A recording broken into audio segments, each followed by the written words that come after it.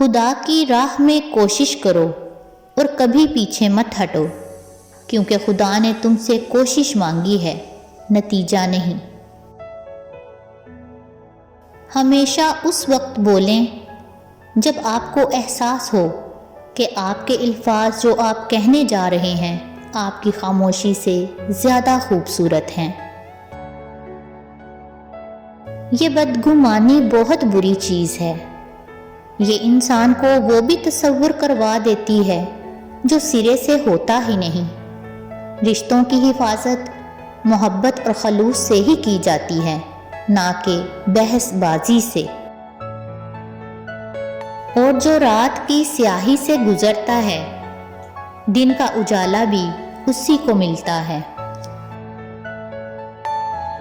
کسی انسان کی نرمی اس کی کمزوری کو ظاہر نہیں کرتی، کیونکہ پانی سے نرم کوئی چیز نہیں، لیکن پانی کی طاقت چٹانوں کو بھی ریزہ ریزہ کر دیتی ہے۔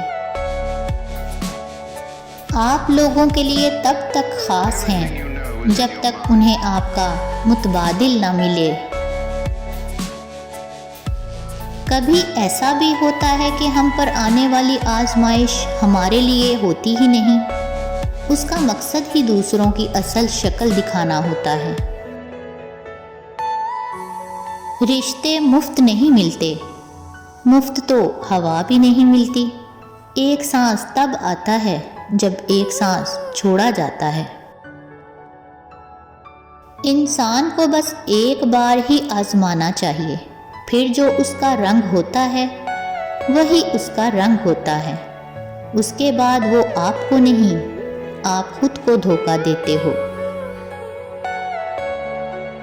جنت کے منتظر نہ رہو، بلکہ اعمال ایسے کرو کہ جنت تمہاری منتظر ہو۔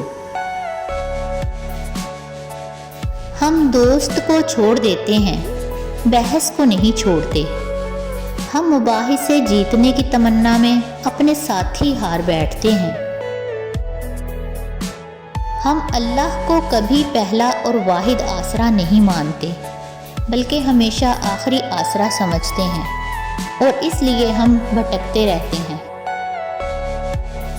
انسان کی بربادی اس وقت شروع ہو جاتی ہے جس دن انسان کے دل میں یہ خیال آ جائے کہ اس کے سیکھنے اور تربیت کا عمل ختم ہو چکا ہے اور وہ سب کچھ جان چکا ہے۔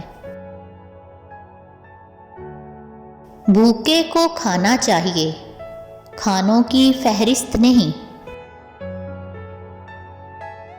احساس تعلقات کی بنیاد ہے، اور احساس ہمیشہ وہی شخص کرتا ہے جو خود غرض نہیں ہوتا۔ بیمار قوم کے اکثر افراد خود کو ہٹا کٹا سمجھتے ہیں۔ انسان پریشانیوں کی گنتی کرنے کا ماہر ہے، لیکن نعمتوں کا حساب رکھنا بھول جاتا ہے۔ جسم گندا ہو تو لوگ دور ہو جاتے ہیں، دل گندا ہو تو رب دور ہو جاتا ہے۔ منفی سوچ غلط نمبر کی اینک کی طرح ہوتی ہے۔ ہر منظر دھندلا اور ہر راستہ ٹیڑھا اور ہر چہرہ بگڑا ہوا ہی نظر آتا ہے۔ اگر ہم سے غلطی ہو جائے تو ابلیس کی طرح دلیر نہیں ہونا چاہیے، بلکہ معافی مانگ لینی چاہیے، کیونکہ ہم ابن آدم ہیں، ابن ابلیس نہیں۔ اینٹ کا اینٹ سے ربط ختم ہو جائے تو دیواریں خود ہی گرنا شروع ہو جاتی ہیں۔ جب تم دنیا کی مفلسی سے تنگ آ جاؤ اور رزق کا کوئی راستہ نہ نکلے تو صدقہ دے کر اللہ سے تجارت کر لیا کرو۔